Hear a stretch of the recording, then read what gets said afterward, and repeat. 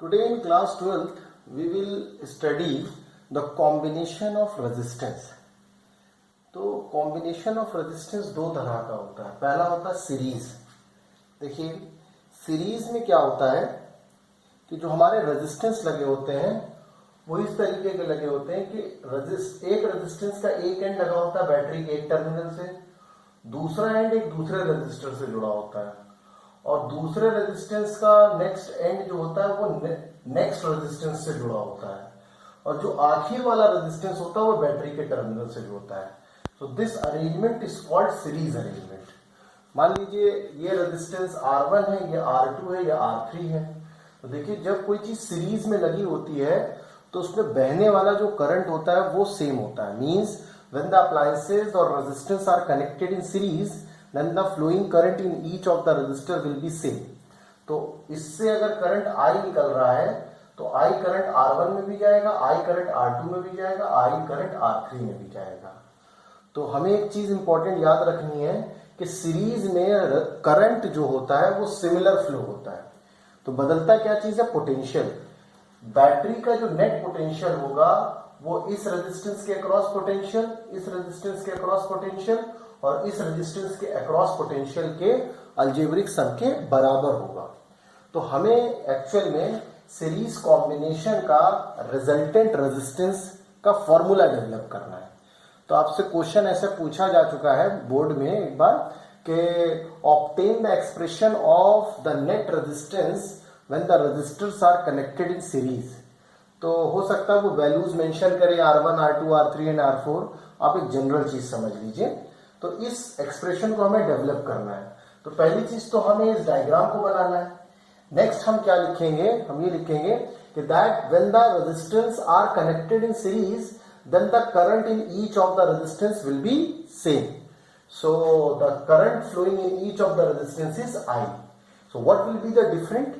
The potential across each of the resistance will be different.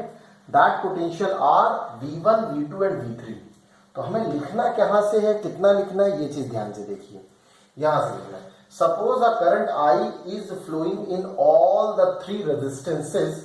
Suppose the potential difference between the ends of the resistor R1, R2 and R3 are respectively V1, V2 and V3. Then according to the definition of the resistance, V1 बराबर क्या होगा? IR1, V2 बराबर क्या होगा? IR2 and V3 बराबर क्या होगा? IR3. तो हम जानते हैं if the potential difference between A to D be V, मतलब A और D के बीच का नेट पोटेंशियल V है, तो ये पोटेंशियल बैटरी का पोटेंशियल इसके क्रॉस का पोटेंशियल V1, इसके क्रॉस के पोटेंशियल V2 और इसके क्रॉस के पोटेंशियल V3 के अलजेब्रिक सम के बराबर होगा. तो हमने वही लिखा V बराबर V1 plus V2 plus V3. अब V1 की वैल्यू क्या रख दी? IR1, V2 की वैल्यू क्या रख दी? IR2 और V3 की वैल्यू क्या रख दी? IR3. तो हमारे पास क्या आ गया? That is equal to IR1 plus R2 plus R3. ये हमारे पास एक एक्सप्रेशन बना. अब देखिए the equivalent resistance between A to D is R. माना जो नेट रेजिस्टेंस है वो R मान लिया. तो V इज इक्वल टू क्या होता? IR. तो जो V बराबर IR1, R2, R3 लिखा था वहां V की जगह क्या लिखते हैं? IR. तो R क्या है? Resultant resistance. इस I से ये I कैंसिल हो गया तो बचा क्या? R is equal to R1 plus R2 plus R3. अब देखिए यहां पे एक बोल्ड लेटर में लाइन लिखी हुई है, इसको याद रखिएगा. The equivalent resistance of the resistances connected in series is equal to the sum of those resistance. मतलब जब रेजिस्टर्स सीरीज में जुड़े हों तो उनका इक्विवेलेंट रेजिस्टेंस उनके अलग अलग रेजिस्टेंस के सम के बराबर होता है. And it is evident that the series, the value of the equivalent resistor is greater than the individual value of each resistor. ये याद रखिए जब रेजिस्टर सीरीज में जोड़े जाते हैं तो उनका रिजल्टेंट रेजिस्टेंस की जो वैल्यू होती है वो हर रेजिस्टेंस की इंडिविजुअल वैल्यू से बड़ी होती है. मतलब जब सीरीज में हम अप्लायंसेस जोड़ते हैं तो रेजिस्टेंस बढ़ जाता है. नेक्स्ट आता है कॉम्बिनेशन, पैरेलल कॉम्बिनेशन. तो देखिए पैरेलल कॉम्बिनेशन में क्या होता है? जब रेजिस्टर्स के एंड्स को एक साथ जोड़ दिया जाए, मतलब R1, R2, R3 के एक एंड एक साथ जोड़ा जाए और दूसरा एंड एक साथ जोड़ा जाए और इनको बैटरी से कनेक्ट कर दिया जाए. So this is called parallel arrangement. अब मान लीजिए ये तीन रेजिस्टेंस जो पैरेलल जुड़े हैं बैटरी के साथ जुड़े हैं जिसका पोटेंशियल था V। तो बैटरी से करंट ड्रॉ किया गया I। जब I करंट यहां पहुंचेगा तो क्योंकि जब अप्लायंसेस पैरेलल लगे होते हैं तो उनमें फ्लो होने वाला करंट बराबर नहीं होता, मगर उनके अक्रॉस पोटेंशियल बराबर होता है। मतलब जो पोटेंशियल यहां का V है वही पोटेंशियल R के क्रॉस होगा, वही पोटेंशियल R2 के क्रॉस होगा, वही पोटेंशियल R3 के क्रॉस होगा। बट करंट बदल जाएगा। माना ऊपर वाले रेजिस्टेंस में करंट जा रहा है, that is I1, in this that is I2 and in this that is I3। तो नेट करंट किसके बराबर है, that is I1 plus I2 plus I3। अब देखिए इसको कहां से लिखना है, ध्यान से देखिए। Three resistors R1, R2 and R3 are joined in parallel between the point A and B. Suppose the current flowing from the cell is I. At point A, this current is divided into three parts. Suppose I1, I2 and I3 are the current in R1, R2 and R3 respectively. At the point B, B पर ये current आपस में मिलके फिर क्या बन जाते हैं I। ठीक है, तो यहां से लिखेंगे thus we have net current I बराबर I1 plus I2 plus I3. Let the potential difference between the point A and B, A और B के अक्रॉस जो पोटेंशियल है वही बैटरी का पोटेंशियल है, that is V. Since each resistance is connected between A and B, the potential difference between A and B, the ends of each will be V. मतलब हर resistance के across का potential भी कितना होगा V. Therefore I1 बराबर क्या होगा V upon R1, I2 बराबर क्या होगा V upon R2 and I3 बराबर क्या होगा V अपॉन R3। अब देखिए अगर हम I1, I2 और I3 की वैल्यू यहां रख दें ये वाले में, तो हमारे पास क्या होगा I बराबर V upon R1 plus V upon R2 plus V upon R3। But I बराबर क्या है, that is equal to net potential upon net resistance. I बराबर क्या होगा V अपॉन R। तो इस I की जगह क्या लिख सकते हैं V अपॉन R। यहां से V कॉमन लीजिए, ये V कॉमन लीजिए और कट कर दीजिए। तो आंसर क्या आया, 1 upon R is equal to 1 upon R1 plus 1 upon R2 plus 1 upon R3। This is the formula of net resistance when the resistances are connected in parallel। अब देखिए ये बोल्ड लाइन याद रखिए, the reciprocal of the equivalent resistance of the resistances connected in parallel is equal to the sum of the reciprocal of those resistance। मतलब हर resistance के reciprocal के सम के बराबर होता है। The value of the equivalent resistance of the resistances connected in parallel is less than the value of the smallest resistance among those resistances। मतलब जब resistance को पैरेलल में जोड़ते हैं तो उनका रिजल्टेंट जो रेजिस्टेंस होता है उस सर्किट में कनेक्टेड सबसे छोटे रेजिस्टेंस से भी कम वैल्यू आती है। जैसे देखिए ये बल्ब है, ये फैन है, ये हीटर है। मान लीजिए सबसे कम जो रेजिस्टेंस है वो बल्ब का है, तो अगर इनको पैरेलल जोड़ा गया तो जो नेट रेजिस्टेंस बनेगा इस बल्ब के रेजिस्टेंस से भी कम बनेगा। ये इंपॉर्टेंट चीज है, याद रखिए। नेक्स्ट आता है इलेक्ट्रिकल एनर्जी एंड पावर। देखिए इलेक्ट्रिकल एनर्जी को समझने से पहले हम लोग ये समझ लेते हैं कि जो हम लोग घरों का बिल जो अदा करते हैं वो इसी इलेक्ट्रिकल एनर्जी के लिए हम लोग अदा करते हैं और वो होता है यूनिट में। तो पहले हम इलेक्ट्रिकल एनर्जी समझते हैं। The energy consumed by the household या any electrical appliance that is known as electrical energy. अब इलेक्ट्रिकल एनर्जी को हम कैलकुलेट कैसे करते हैं। मान लीजिए एक हमने सर्किट बनाया जिसमें एक बैटरी लगी हुई है, ये एक ब्लैक बॉक्स जो कुछ करंट खा रहा है जिसका पोटेंशियल V है, बैटरी से करंट ड्रॉ कर रहा I, ठीक। और जो करंट है वो किसकी वजह से बनता है, बैटरी से निकलने वाले चार्ज की वजह से। देखिए यहां से suppose the current I ampere flows in the circuit for t second. I current जो है वो t सेकेंड तक फ्लो होता है। It carries a charge Q। मतलब ये I करंट किसकी वजह से डेवलप हो रहा है, Q चार्ज से, फ्रॉम A टू B।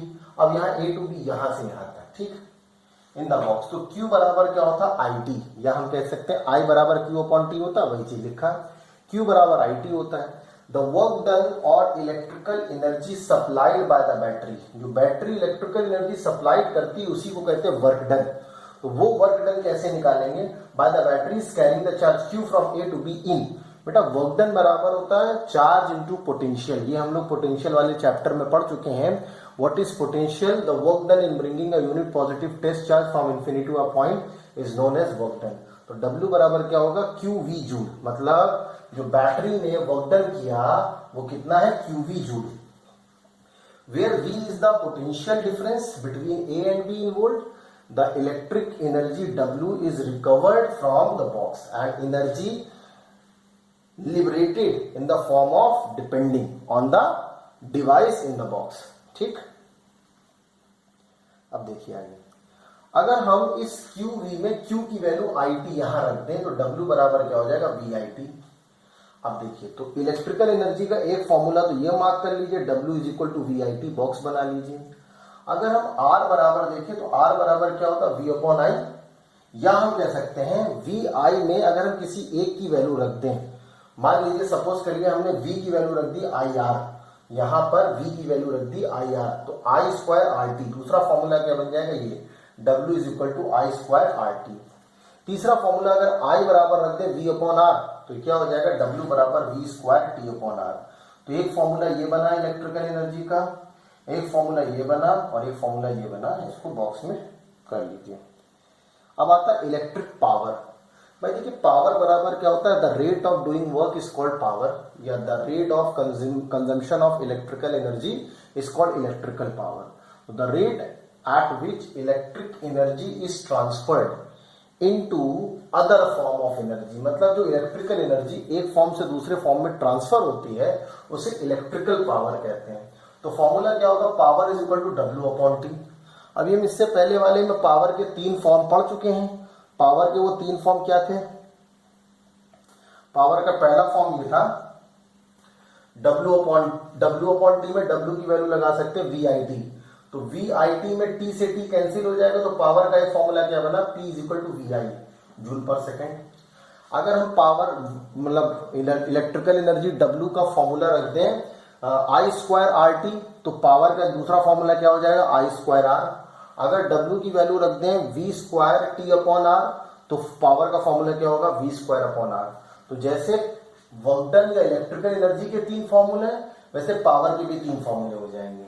अब आता है what is the SI unit of power, the SI unit of power is watt. अब कह रहे हैं 1 वॉट क्या है, तो if energy is transferred at the rate of 1 joule per second then the power is defined as 1 watt. मतलब कोई हमारा इलेक्ट्रिकल अप्लायंस है जो पर सेकेंड 1 जूल एनर्जी कंज्यूम कर रहा है, तो उसकी पावर क्या होगी, 1 वॉट। तो देखिए वॉट की डेफिनेशन लिखिए, what is 1 watt, 1 watt is equal to 1 volt per ampere, 1 volt ampere. अब देखिए जो पावर के एक फॉर्मूला तो वहां बता दिया, 2 फॉर्मूले देखिए यहां लिखे, P is equal to I square R and V square upon R। ठीक, पावर का। अब उसके बाद रहता पावर की बिगर यूनिट क्या है, तो देखिए एक तो होती है SI यूनिट है वॉट, स्मॉलर यूनिट है, बिगर यूनिट आती किलो वॉट, जिसका सिंबल है स्मॉल के कैपिटल W। 1 किलो वॉट बराबर होता है 1000 वॉट। ठीक, और एक और यूनिट होती है जिसे कहते हैं हॉर्स पावर, 1 हॉर्स पावर होता है 746 वॉट। देखिए अब आता है commercial unit of electricity consumption. जो घरों में मीटर लगा होता है वो इसी कॉमर्शियल यूनिट में आपकी एनर्जी, मतलब आपके घर में जो इलेक्ट्रिकल एनर्जी कंज्यूम हुई वो मेजर करता है। तो देखिए जो इलेक्ट्रिकल एनर्जी होती है उसको हम कहते हैं किलोवाट आवर। जो घरों में 1 यूनिट बिल आता है, अगर 1 यूनिट मीटर चलता है तो उसका मतलब है 1 kilowatt hour. So what is 1 kilowatt hour? 1 kilowatt hour is the energy consumed by an electrical appliance whose power is 1 kilowatt and run for 1 hour।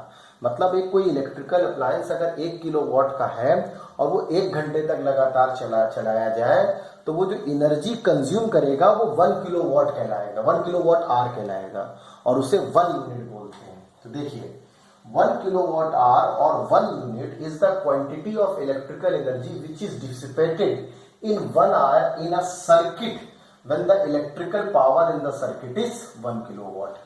अब 1 किलोवाट आवर को जूल में अगर कैलकुलेट करने को पूछा जाए, याद करिए 1 किलोवाट आवर बराबर होता है 1000 वॉट इंटू 1 आवर। 1 आवर में कितने सेकंड होते हैं? 3600 सेकंड होते हैं। तो 1 किलोवाट आवर बराबर कितना हुआ? 3.6 इंटू 10⁻6 वॉट सेकेंड। ठीक, ये याद रखिए, वॉट सेकेंड को कहते हैं जूल। देखिए कभी कभी वॉट सेकेंड में यूनिट आ जाए तो वॉट सेकेंड का मतलब ये किलोवाट आवर की वैल्यू दी है, इसे 1 जूल कहते हैं। ठीक है। If a current I ampere flows in the circuit for T R, I ampere का करंट टी आर तक चले और पोटेंशियल है V volt, then the electrical energy dissipated in the circuit. अब अगर मान लो आपको करंट दिया है, टाइम दिया है और वोल्टेज दिया है, तब पावर कैसे निकालोगे? तो देखिए इलेक्ट्रिकल एनर्जी डिसिपेटेड बराबर इलेक्ट्रिक पावर इनटू टाइम। तो जो यूनिट बताई ना, तो 1 यूनिट बराबर यूनिट बराबर electric power into time. Power बराबर क्या होता है? V I into T. ठीक, अब तो जो वी आई है ये वॉट में है, मगर हमें किस में रखना होता है? किलो वॉट में। तो डिवाइड करेंगे 1000 से। तो देखिए फॉर्मूला क्या बन गया? इलेक्ट्रिकल एनर्जी का फॉर्मूला बन गया वी आई टी अपॉन 1000। याद रखिए the formula of electrical energy that is V I T upon T, 1 V I T upon 100। या दूसरा हम क्या लिख सकते हैं? देखिए वी आई टी को हम लोग इलेक्ट्रिकल एनर्जी डब्ल्यू भी कहते हैं कभी कभी, ठीक है ना। और दूसरा नंबर ऑफ यूनिट निकालने का फॉर्मूला क्या बना? Volt ampere R divided by 1000। अच्छा, वोल्ट एम्पियर को कहते हैं वॉट, ये यूनिट याद रखिएगा। ये चैप्टर जो है ये खत्म हो गया, इसके न्यूमेरिकल हम लोग नेक्स्ट सेशन में देखेंगे। जितनी चीज बताई है इस पे क्वेश्चन बना के आप लिख लीजिए और याद करिए। जो भी डाउट हो, वो जो डाउट वाले क्लास ट्यूसडे को लगेंगे उसमें आप लोग इस चैप्टर से डाउट पूछ सकते हैं। नेक्स्ट क्लास में इस चैप्टर के हम न्यूमेरिकल डिस्कस करेंगे।